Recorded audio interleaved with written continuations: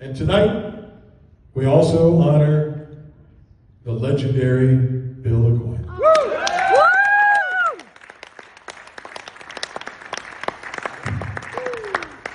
Bill, a visionary rock and roll music manager whose bold creativity and belief in his artist changed the face of popular music forever. His legacy continues to electrify stages around the world. Accepting this honor on Bill's behalf tonight is his longtime partner, Roman Fernandez.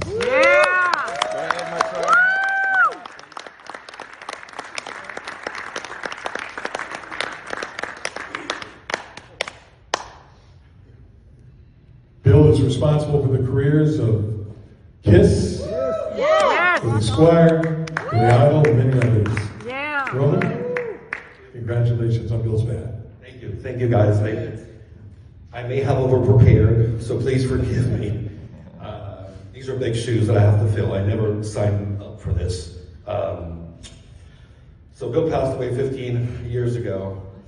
But before I get into talking about Bill, if I can, actually, if you guys give it up for Ace Frehley, who passed away last week, went to orbit for the last time, who inspired legions and legions of kids to pick up guitars, and some of those kids became some of the most legendary guitar players we've had in the last 40 years. So, the Space Ace, thank you, buddy. Let's see, before I also get into Bill, I have to thank some people. Bill would be thrilled that this is actually happening. So thank you, Bert, and wherever you are, and the entire board of the Personal Managers Hall of Fame. There are some people that need to be thanked that are not with us anymore. Well, one is whose the careers of Kiss or anybody else would not have gotten started had these people not been by Bill's side from the very beginning. First and foremost, Sean Delaney. If you don't know who Shep Gordon is, he helped develop the Kiss makeup, do the choreography, even wrote some of the music. Neil Bogart, who put a lot on the line and was the founder and the president of Casablanca Records. And there's Joyce Trabulous Bogart, who was by Bill's side also as a co-manager, and actually would go on to become a manager of her own, working with such acts as Donna Summer, etc., etc. I'm not going to be shy about this. Tom Feely, I want to cry. Thank you for being here. This guy has literally gone around the world, literally around the globe, promoting Bill and preaching the word of Bill Aucoin. Yeah, Tom. Thank you, Tom. Thank you, Tom. Peter Criss. This guy has blown me away. Peter Criss has not missed an opportunity to thank Bill, to honor Bill. He's become a family friend and has even accepted awards in honor of Bill. So Peter Criss and Gigi, God bless you guys. And every member of Aucoin management in the 1970s, those people were real workhorses. We're all a big family right now. Still can keep in touch with all these people. God bless them all. Now, this is hard. I spent 16 years with this great Oz. I don't know what else to call him. I've never met anybody.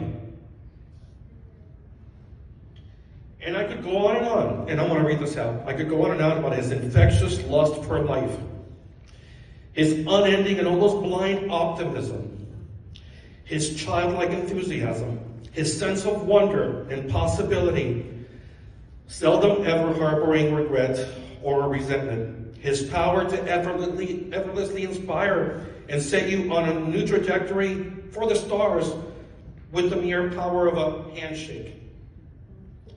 His selfless generosity, especially with his time. My God, the fans demanded, and he just gave and gave. I wouldn't. I don't have that kind of patience.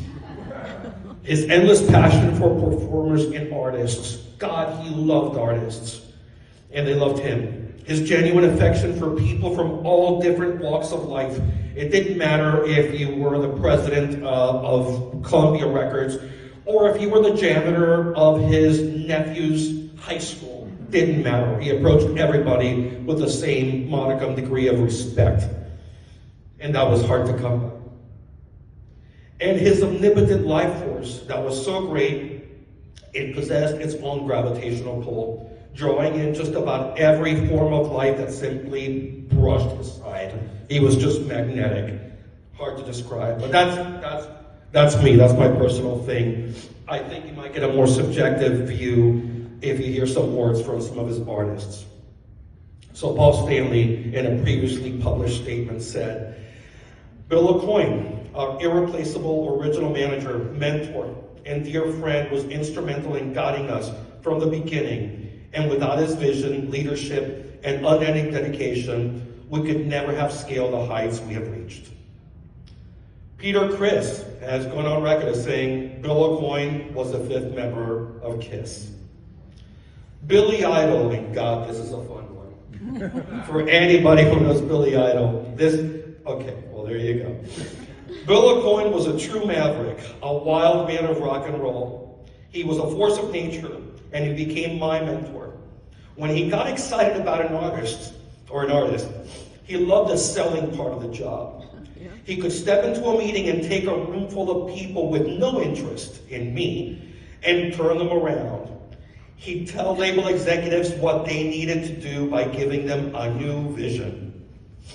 Then he would tell them how to use their standing in the industry to contribute to or even change popular culture in a positive way. Yeah. He had them eating out of his hand. And he did that naturally. I don't know. Then he would explain how I played into this vision. He would become more animated until they were infected by his wild enthusiasm. You can't be afraid, he'd tell them. You've got to step up. Billy is the real deal. By the time he was finished, there were true believers, lit up like Christmas trees and promising Bill anything. The man's sales pitch was an incredible performance in and of itself. That was Bill Aucoin. From 0 to 100 miles per hour in the span of a pitch meeting. And that was kind of Bill, if he ever knew him. And Billy Squire, knowing that this was happening, he's very verbally efficient, just said, it's about time. God bless you, Billy, thank you. So Bill Aucoin, I don't know how many of you know this, actually came from TV. He was a TV producer, he worked on a few shows, and he developed his own, actually, lab music show, not unlike Don Kirshner's rock concert or the Old Grey Whistle, etc., etc. Except he actually turned the cameras into the studio and he had artists working in the studio, performing in the studio with some of their favorite producers and engineers. So they were in a very comfortable position and turned out a great product. And this, of course, for those who don't know, Gene Simmons, as a young Gene Simmons in KISS, saw this show, ended up phoning in or writing a letter and saying, hey, Bill, you should come and check us out, and the rest is kind of history. Or history, as I like to call it. I avoid that term, but you are correct. So Bill had a very visual sense about what he was looking for. Because he came from TV. So it's no surprise that his first act that he signed on was KISS. I think he saw the rudimentary elements of this band, these four kids from New York, and I think he saw what a huge visual spectacle this could be. So that kind of makes sense. But I think there were two inflection points, because getting KISS to be successful was an uphill freaking battle, because nobody wanted to touch these guys with a 10-foot pole. Not radio, not promoters, and certainly not, never mind, I shouldn't go there. Now certainly companies who were backing some of the we'll say Casablanca financially. But there were two inflection points that I think turned everything around. One is when Bill famously put the band's entire first tour on his American Express card. Yeah. Lunacy, if you ask me. I'm much more conservative financially speaking. But the second, and the big one, I think, was when he trademarked the four faces of each member of KISS. And then, hell's bells, it just went freaking crazy. build a music merchandising empire that went into the billions of dollars, that's still going strong. After 50 years, I didn't write that part down, is it 50 years? I think it's 50 years. Anybody? 50, 50 yes. years. But for all of Bill's methodology, his business acumen, I don't think the magic really was in any particular tactic. I'm not going to get through this part.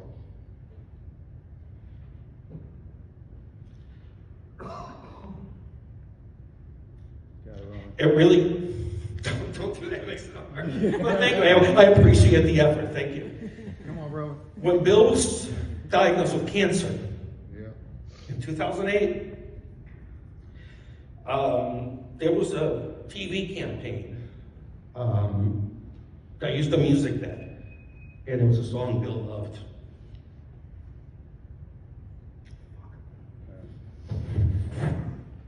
And I thought, oh my God, I'm bleeding. Oh no, that's, I guess it's powerful stuff, right? Wow. Yeah, because I got a tissue, of course. Yeah, no. Thank you. Wow. I don't even do cocaine.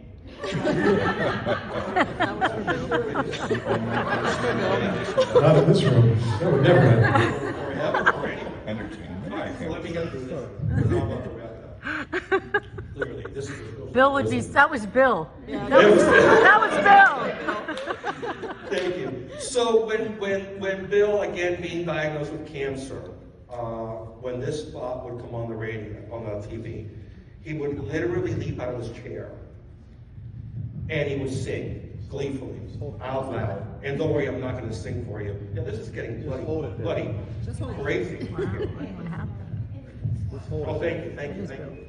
Of all the things I was worried about tonight, this was not one of them. Well, this is going to look good on film, right? Yeah. That's a nice color. So Bill, again, being diagnosed with cancer, would hear this, and I think this pretty much sums up Bill's credo. I'm not going to sing it.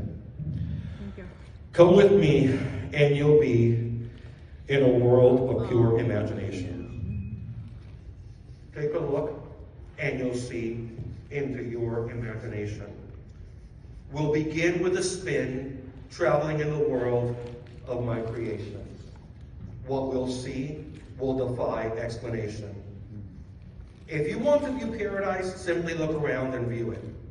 Anything you want to, do it. Want to change the world? There's nothing to it. There is no life I know to compare with pure imagination. Living there, you'll be free if you truly wish to be. That was Bill. So thank you for honoring Bill.